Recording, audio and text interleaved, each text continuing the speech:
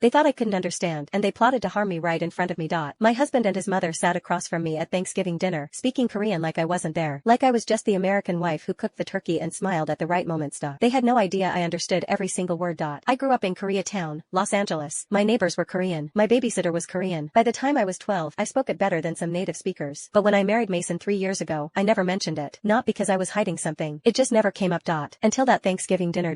I was at the sink washing dishes when I heard his mother lower her voice. In Korean, the language they thought was their private shield. When are you going to tell her? Mason didn't hesitate. After the holidays. Lauren's 12 weeks. The glass in my hand went still under the running water. Lauren, my best friend since high school. The woman who stood next to me on my wedding day. I kept washing. Kept my face perfectly blank. Kept breathing like nothing had changed. Because everything had just changed. I finished the dishes. I dried my hands. I brought out dessert and smiled at everyone like I was still the same person who walked into that kitchen an hour earlier. That night, while Mason slept peacefully beside me, I opened my laptop and created a new email address. I didn't cry. I didn't confront him.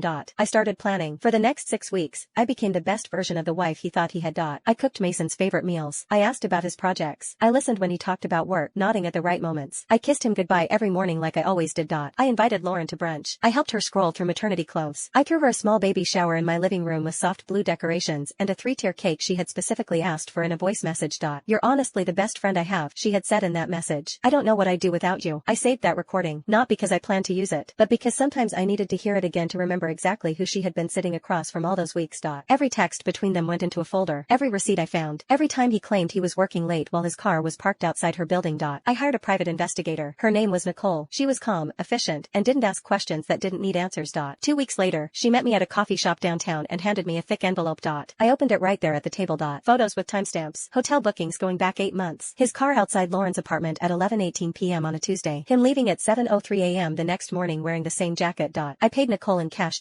Before I stood up, she asked softly, "Are you okay?" "Yes," I said, and I meant it. The first 2 days after Thanksgiving had drained everything out of me. I had cried quietly in the shower. I had stared at the ceiling at 3 in the morning while he slept next to me, breathing deeply like nothing in his life was out of place. But after that, something shifted. I didn't feel stronger. I felt clear. At night, I lay beside him and counted his breathing. 1, 2, 3. He slept peacefully, completely unaware.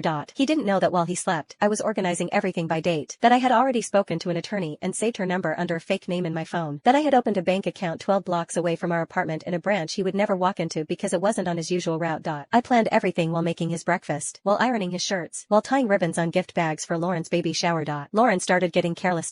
One afternoon, she sat on my couch rubbing her stomach and told me the father wanted to be involved but needed to handle his situation first. That sounds responsible, I said. He seems like a good man. She glanced at our wedding photo on the mantel. He really is, she said quietly. I smiled and poured her more tea. The week before Christmas, I decided it was time.